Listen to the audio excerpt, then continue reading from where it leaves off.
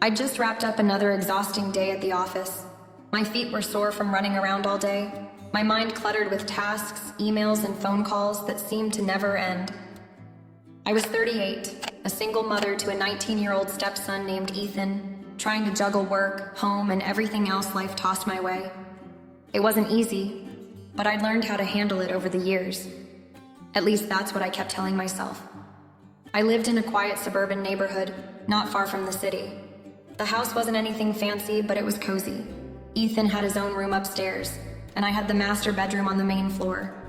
Most evenings, the house felt empty after he'd gone to work at the local garage or spent time with his friends. I always looked forward to the calm moments when it was just me, the soft hum of the refrigerator, and the warm glow of the evening light filtering through the windows. It was during these moments that I could finally let my guard down, even if it was only for a few minutes. But tonight, something felt different. I don't know if it was the exhaustion or the odd, nagging feeling I couldn't shake, but as I sank into my favorite armchair with a glass of wine, the stillness felt almost too still. I tried to shake it off and decided to just relax. It was 9:30 p.m., a typical time for me to unwind after dinner. I wasn't expecting anything to interrupt my solitude, not tonight. I turned on the TV, flipping through channels aimlessly, my mind too tired to focus on anything. Ethan was supposed to be at his friend's house, hanging out with a few guys from work. But something about tonight didn't sit right. I thought about calling him just to check in. He had been quieter than usual lately, and I'd noticed him retreating into himself more often than not. But the last thing he wanted was me hovering, so I let the thought go and sipped my wine, trying to push aside the unease creeping up on me. Then came the knock. It was soft, tentative, almost like a whisper through the thick door that separated my bedroom from the rest of the house. I froze for a second, wondering if I'd imagined it, but no, it came again, louder this time. Firm, but still hesitant. "Mom?" The voice was Ethan's.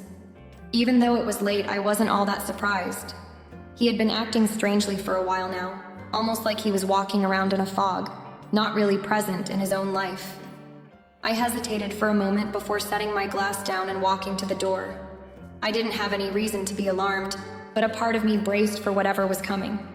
Opening the door, I found Ethan standing there in his usual work clothes, jeans and a t-shirt with the name of the garage he worked at printed across the front.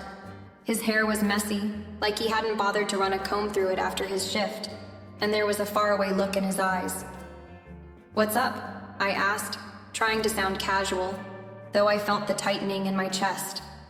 He shifted uncomfortably in the doorway, his eyes not quite meeting mine.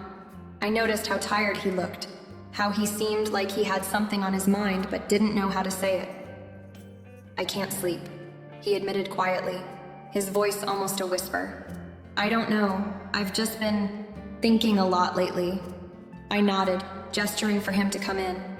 "All right, want to talk about it?" He hesitated for a moment before stepping inside. There was something in his posture that made me feel like he didn't want to be here, but at the same time, he didn't want to be alone either. He sank down onto the edge of the bed, his hands resting in his lap as he stared at the floor, his expression unreadable. "Just feels like everything's changing," he muttered. "I don't know. It's been a rough couple of months, you know?" I sat down beside him, keeping a little distance but close enough to let him know I was there. Ethan wasn't one to open up, especially not about his feelings, so I knew this was important. I had to choose my words carefully. "What's been going on?" He let out a long breath, running his hand through his hair. I don't know how to deal with everything. My dad's gone, and I don't really know what I'm supposed to do now. I feel like I'm just floating." I felt a pang in my chest. His dad's death had hit him hard, and I could see how it had left him adrift. It wasn't easy losing a parent, especially when you were still trying to figure out who you were in the first place. "Ethan, I know it's been tough, I get it, but you're not alone in this. You've got me. I've got you." There was a long pause before he finally looked at me. His gaze lingered for just a moment too long before he quickly dropped his eyes again. I felt that same strange unease wash over me, like something was hanging in the air between us that neither of us could name. "I don't know, Mom," he whispered. "Sometimes I just wish I don't know. I wish things were different, easier. I miss the way things were before everything changed. I nodded, not sure what to say next. I could feel the weight of his words, how deeply he was hurting. But it was more than just grief I was sensing now. There was a tension in the room, an undercurrent of something else that neither of us had put into words. I couldn't quite place it, but I felt it, deep in my chest. And just like that, the night stretched on, with the two of us sitting in silence, the weight of unspoken things hanging between us. The door was still open, but somehow it felt like the distance between us had closed, even if only for a moment. I sat there, not sure what to say next. Ethan's words hung in the air, thick with the weight of everything he wasn't saying. He wasn't just grieving, though that was a big part of it. His father's passing had shaken him to his core. But tonight, there was something different about the way he looked at me. Something deeper. It made my stomach churn, but I couldn't figure out why. His usual silence was replaced by an openness I wasn't used to, and it was unsettling in a way I couldn't quite explain. After a few seconds, I reached over to the nightstand and grabbed my water bottle, trying to calm my nerves. It was as if Ethan was reaching for something, but he didn't quite know what. I couldn't help but wonder why he'd come to me tonight, of all nights. Usually, when things got rough for him, he pulled away, preferring to keep to himself. But tonight, he sought me out. And it wasn't just about his father. There was something else. Something he wasn't ready to talk about. But I could see it in his eyes. "I just can't sleep," he muttered again, his voice low and strained, like he was fighting off something inside. "I keep thinking about everything. And it's just messing with my head. I don't even know what I'm feeling." He looked at me now, his eyes searching for something. Comfort, maybe? I wasn't sure. Ethan's face was scrunched in confusion, like he couldn't quite make sense of the emotions swirling around in his head. I could see the strain in his jaw, the clench of his fists at his sides. He was uncomfortable, but not in the usual way. This felt different. I gave him a reassuring smile, though it didn't feel as natural as I wanted it to. "It's okay, Ethan," I said, keeping my voice soft. "You don't have to have all the answers. It's normal to feel lost sometimes."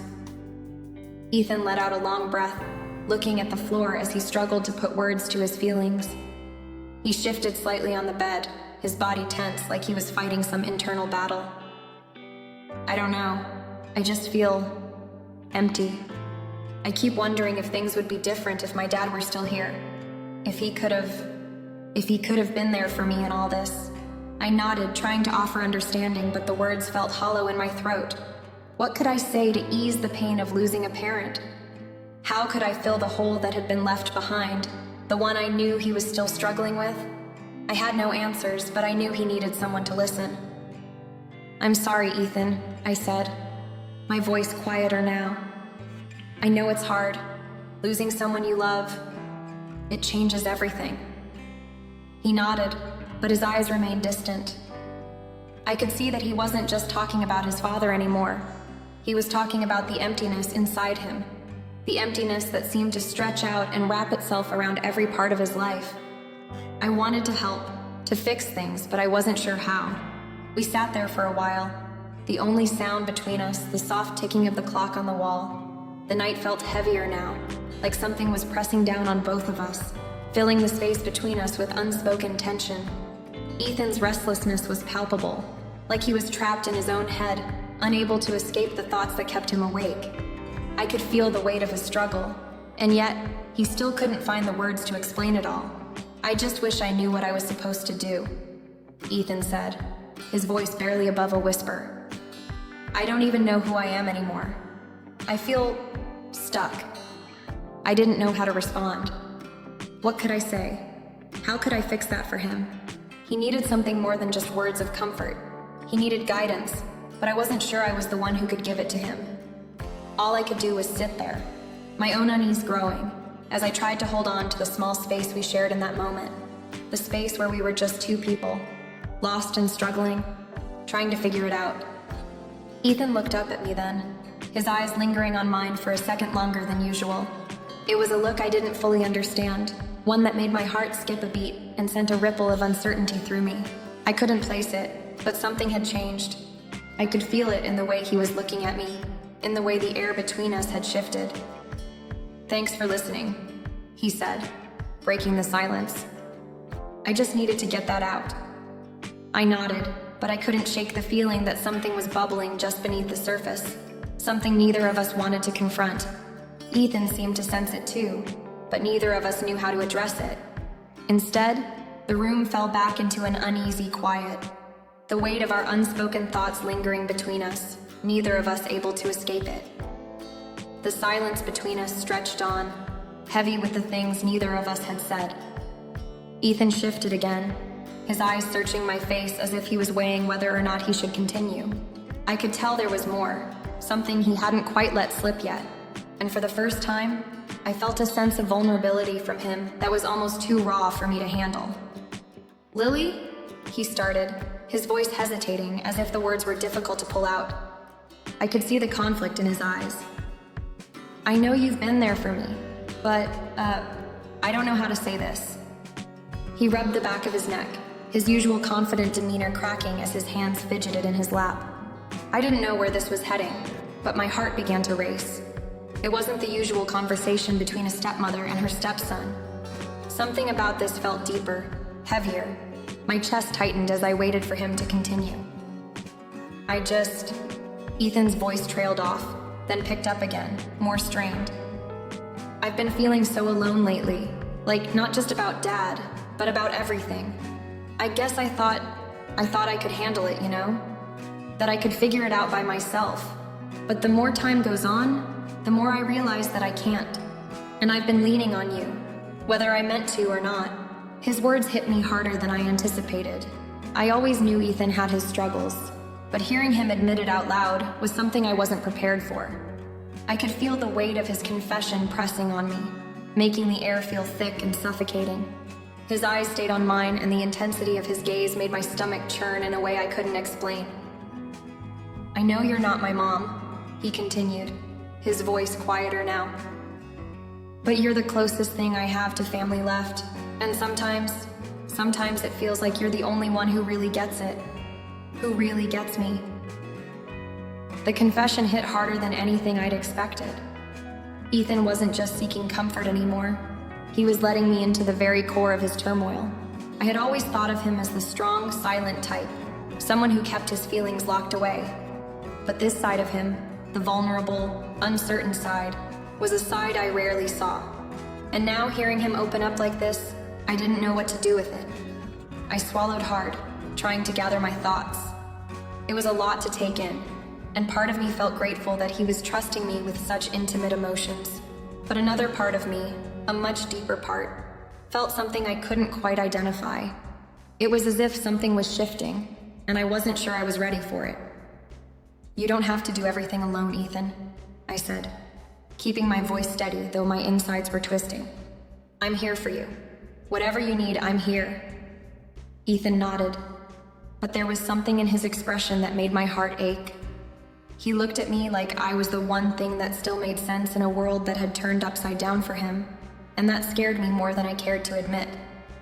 He leaned back slightly, his eyes never leaving mine. "I don't know why I'm telling you all this, honestly. It just feels like you're the only person who's been constant in my life. Since everything happened, you've been the one steady thing. And I guess it's hard to talk to anyone else." The way he said that made my chest tighten. The depth of his emotions was overwhelming, and part of me wanted to pull him into a hug, to tell him everything would be okay. But there was something else there, something I couldn't quite place, and it made me feel like I was standing on the edge of a cliff, unsure whether to take the next step. I opened my mouth to say something, but the words caught in my throat. What could I say? How could I possibly address this? There was so much unspoken tension in the air between us, and though I tried to keep my voice calm, I could feel my heart racing. I don't want to make things weird, Lily," Ethan said, almost as though he could read my mind. His eyes darted away from mine, and I could see a flash of shame flicker across his face. "I just don't know what else to do. I can't stop thinking about everything that's changed." I took a deep breath, trying to center myself, but my emotions were a whirlwind. The last thing I wanted was to make this situation more complicated, yet it seemed like that was exactly what was happening. I had always been the steady presence in his life, the one who took care of him when his father wasn't around. But now it was like I was seeing him in a completely different light, and it scared me. I wasn't sure where this was going, or how to navigate these feelings that were starting to surface. "I understand, Ethan," I said finally, my voice trembling slightly. "I know things have been hard and we're both trying to figure it all out, but we'll get through it, together." His gaze softened, and for a moment I saw something in him. A vulnerability, a longing, that caught me off guard. It was as if he was searching for something more than just comfort. But whatever it was unspoken, lingering between us like a heavy cloud. I could feel it, and I knew he could too. In the quiet that followed, I couldn't shake the feeling that things were changing. I wasn't sure how, or what it meant, but I knew that whatever this moment was, it had shifted something between us. And though part of me wanted to deny it, another part of me knew that things between Ethan and me would never be the same again. The days that followed felt different somehow. Ethan and I had always shared a quiet understanding, but now, everything seemed charged with an unspoken tension. I couldn't put my finger on it exactly, but it was there, hovering just beneath the surface, in the way we looked at each other, in the silence that lingered longer than usual between us. His presence in the house became more pronounced, and with it, the weight of his emotions was hard to ignore. It wasn't overt, not like he was suddenly acting out or showing any signs of aggression or resentment. No, it was subtler than that. Small, subtle things that piled up in my mind until they became impossible to ignore. I noticed how often he seemed to be around, appearing in the kitchen when I was making coffee, sitting on the couch beside me when I was reading, lingering in the hallway just as I was about to retreat to my bedroom. He wasn't doing anything wrong, nothing that would raise alarms, but I couldn't shake the feeling that something had changed in the dynamic between us. He started to look at me more, longer, more lingering glances, almost as though he was trying to figure me out. The way his eyes studied my face, the way he seemed to seek my approval or reassurance without actually saying anything about it, made me feel strangely exposed. It was like he was seeing something in me that I wasn't sure I was ready to face. His gaze would rest on me just a little longer than it used to, like he was measuring me, trying to understand the changes happening between us. I tried to keep things normal, to keep everything as it had been before, but it was difficult. The more I tried to ignore the changes, the more obvious they became. I caught myself watching him sometimes, not out of concern but out of curiosity. There were moments when I felt like I didn't know who he was anymore, and there were moments when I didn't know who I was becoming in his presence. One afternoon, as I was folding laundry in the living room, Ethan sat down beside me without saying a word. Usually we would chat about whatever was on our minds, but today there was a kind of quiet that I couldn't place.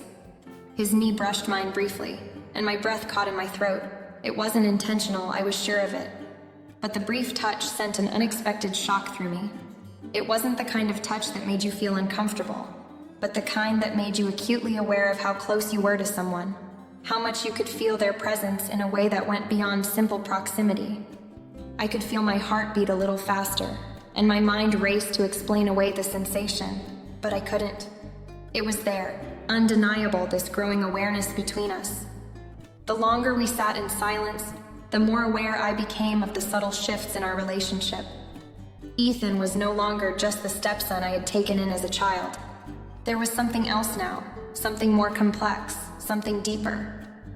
When I caught his gaze, his eyes were fixed on me with a kind of intensity that I couldn't ignore. There was no malice in them, no judgment, just a quiet, almost searching quality, like he was looking for something in me, trying to find something he didn't fully understand. I looked away quickly, not wanting him to see the confusion that was written all over my face. The next few days passed in a haze, and I couldn't stop thinking about the changes. I kept telling myself it was just the stress of everything he had been through, his father's death, the way our lives had been turned upside down. But the more I thought about it, the more I realized that it wasn't just about grief or loss. There was something more going on, something that neither of us had acknowledged yet, but which hung between us like a cloud in the room. We were walking a fine line now, and I wasn't sure where it would lead. I wanted to believe that everything would return to normal, that things would settle down, but deep down I knew that whatever had shifted in our relationship couldn't easily be undone. I felt it in the way we interacted, in the quiet spaces between words, in the way our eyes met when we thought the other wasn't looking. It was as though we were both walking through this fragile, delicate dance of emotions, unsure of how much further we could go before we broke whatever fragile bond we had left. I tried to convince myself that it was just me overthinking things. Maybe it was just the grief, the uncertainty of everything that had happened. But no matter how hard I tried to push the thoughts aside, they kept coming back. And with them came the realization that something had changed between us, something that neither of us could deny. The question now was whether or not we would ever be able to face it openly. The days seemed to stretch on longer than usual, and the quiet tension between Ethan and me became more palpable. Nothing overt happened, no dramatic confrontations, no heated arguments, but the air in the house felt thick with something unsaid, something neither of us was ready to acknowledge. It was as if we were both pretending that everything was fine, when deep down, we both knew it wasn't. One evening, after a quiet dinner, we found ourselves cleaning up the kitchen together. The small mundane tasks should have felt ordinary, but there was an undeniable weight in the air. As I washed the dishes, I could feel his eyes on me, lingering on the back of my neck as I moved about. Every now and then I would turn, catching his gaze before he quickly looked away, as if he had been caught doing something he wasn't supposed to. It was subtle, but it was there, and it made my heart race every time. I didn't know what to make of it. On one hand, I felt oddly comforted by his presence, the familiarity of having him nearby, even in silence. But on the other hand, the way he seemed to watch me, the way his presence seemed to fill the room in a way it hadn't before, made me uneasy. I kept telling myself it was just a phase, just a side effect of all the emotional turbulence he'd been through recently. But deep down, I couldn't shake the feeling that there was something more to it. We worked in silence, the hum of the dishwasher the only sound filling the room, but every now and then I'd catch myself stealing glances at him. He was so close, his presence so undeniable, and yet there was an unspoken boundary between us that neither of us was willing to cross. But the tension was there, thick and uncomfortable, and I couldn't ignore it any longer. At one point, I accidentally brushed my hand against his as I reached for the same dish, and the moment felt like it lasted forever. It was a simple touch, nothing more than a fleeting contact, but it sent a jolt through me. I could feel the heat of his skin, the subtle shift in the air, and for just a moment, everything else faded away. We both froze, neither of us sure how to proceed. I pulled my hand away quickly, trying to play it off as nothing, but I knew that both of us felt the weight of that brief moment. It was clear that neither of us knew how to navigate this new dynamic. Ethan, normally so reserved and quiet, seemed to have become hyper-aware of my presence. He would come into the room when I was alone, linger just a little too long before leaving. There was an almost imperceptible shift in the way we spoke to each other too. Our conversations, once light and casual, had begun to carry a heavier tone. It was as if everything had become laden with meaning, even the smallest exchange. Simple questions like, "How was your day?" now felt like they were tinged with something more, something deeper that neither of us could fully grasp. We tried to act normal, to maintain the status quo, but it was becoming harder to ignore the fact that we were standing on the edge of something. The more I tried to distance myself from these thoughts, the more they seemed to invade my mind. Every glance, every brief touch, every moment of silence seemed to be charged with an energy that I couldn't quite explain. I wanted to push it all away, to pretend nothing had changed, but I knew deep down that this new tension between us was real, and no matter how hard I tried to ignore it, it wasn't going anywhere. As the days passed, I couldn't help but feel like we were both walking on eggshells. Neither of us wanted to speak about what was happening, because truthfully, neither of us understood it. But it was there, lingering in the space between us, and it was impossible to ignore. The tension hung thick in the air, like a storm cloud waiting to break, and I didn't know if we were ready to face it head on. I wasn't sure if I was ready to face it, but as the hours passed and the days slipped by, It became harder and harder to pretend that everything was fine. Something had shifted between us, and neither of us knew what to do about it. The following days were strange. On the outside, life continued as usual. I went to work, took care of the house, and made sure Ethan was managing his own responsibilities. But underneath the surface, something had changed, and I could feel it, both in the way he acted around me and the way I felt when he was near. Ethan started to linger more often, hanging around the kitchen while I prepared meals or sitting on the couch next to me while I read or watched TV. His quiet presence was no longer something I took for granted. It felt different now. He was no longer just my stepson, the quiet, somewhat withdrawn young man who went about his days with little fuss. Now he seemed almost too close. I couldn't help but notice how often his eyes would catch mine, or how, when he spoke, his voice had a certain weight to it, like he was searching for something more in our conversations. I found myself caught between the desire to keep things normal. This was still my home. My role as his stepmother was clear, and the rising awareness that everything was shifting whether I wanted it to or not.